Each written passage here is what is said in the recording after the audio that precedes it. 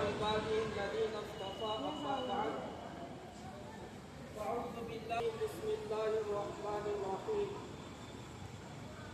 يا أيها الناس اتقوا ربكم الذي خلقكم من نفس واحدة وخلق منها زوجها وبث منهما رجالا كثيرا ونساء واتقوا الله الذي تساءلون به والأرحام إن الله كان عليكم رقيبا صدق الله العظيم وقال رسول الله صلى الله عليه وسلم النكاح من سنتي وقال فمن رغب عن سنتي فليس مني أو كما قال عليه الصلاة والسلام. میرے عزیز بھیجے ہیں لقد كان لكم في رسول الله أسوة حسنة. کہ اللہ کے نبی صلی اللہ علیہ وسلم کی جو زندگی ہے تمہارے لیے بہترین نمونہ ہے فرمایا اللہ پاک نے. جہاں پر اللہ کے نبی صلی اللہ علیہ وسلم نے اپنی امت کو عبادت کی لائن سے رہبری فرمائی کہ آپ نے عبادت سے پہلے وضو طہارت کے مسائل اور اس کا طریقہ اپنی امت کو بتایا. آپ نے وضو کا طریقہ بتایا. فجر سے لے کر عشاء تک 5 وقت کی نماز کتنی رکعتیں کون سی نماز میں پڑھی جاتی ہے وہ عملی طور پہ آپ نے امت کو تعلیم دی. حج کرنا تو کس طرح سے کرنا ہے آپ نے وہ حج کرنے کا مکمل طریقہ آپ نے بیان فرمایا اور عمل کر کے دکھایا. عمرہ کس طرح سے کیا جاتا ہے آپ نے کر کے بتایا. زکوٰۃ کے مسائل بتائے. رمضان آیا تو آپ نے پھر افطار اور سحر کے مسائل اس کا طریقہ بیان فرمایا.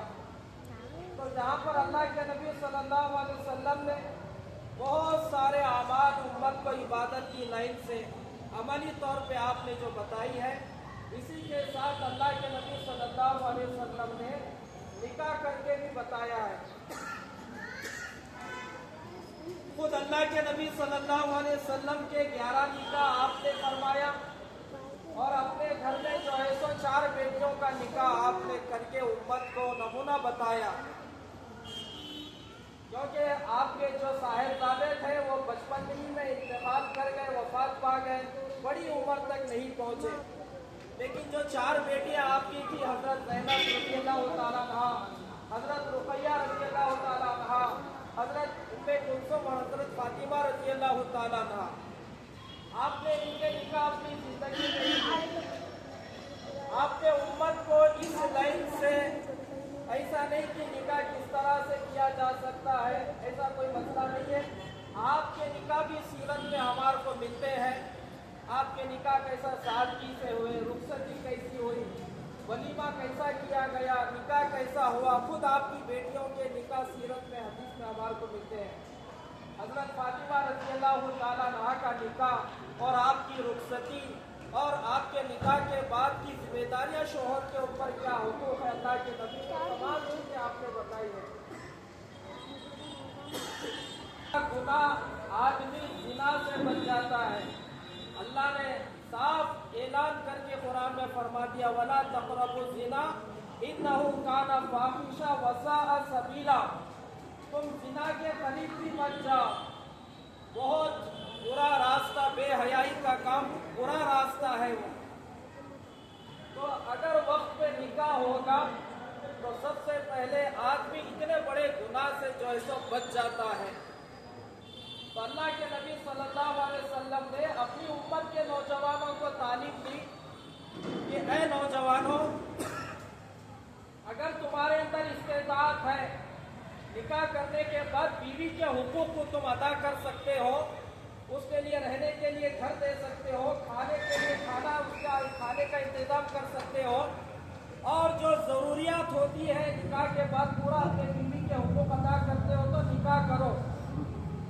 اگر استطاعت اگر تمہارے اندر یہ نہیں ہے تو اللہ کے نبی نے فرمایا نفل روزے رکھو, نفل روزے رکھو تاکہ نفسانی خواہشات وہ دبے. کیونکہ اس دور میں جو سب سے بڑا فتنہ ہے وہ نگاہوں کا گناہ.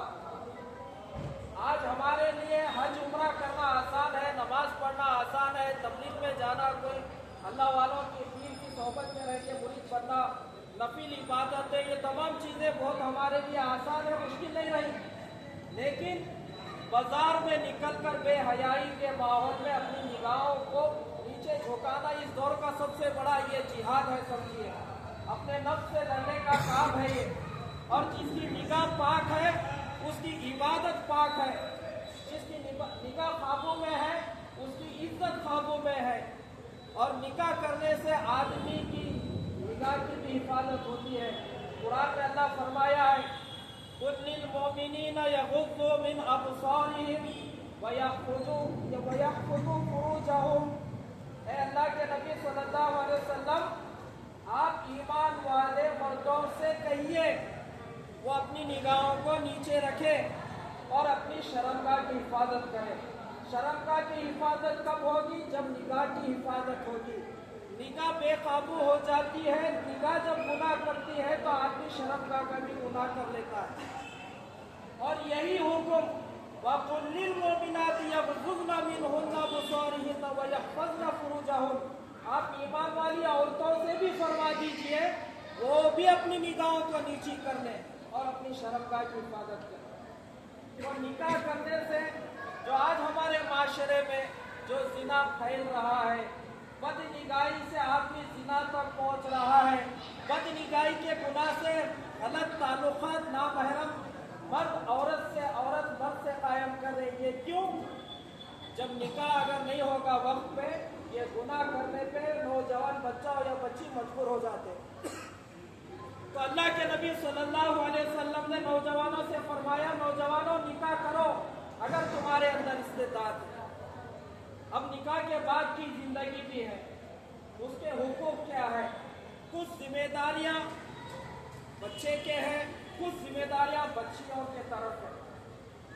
अल्लाह के नबी सल्लल्लाहु अलैहि वसल्लम ने फरमाया, सबसे बेहतर, सबसे अच्छा ईमान वाला मोमिन वो है जिसके अखलाक अच्छे हो और अपने बीवी के साथ अच्छा सुलूक करता हो।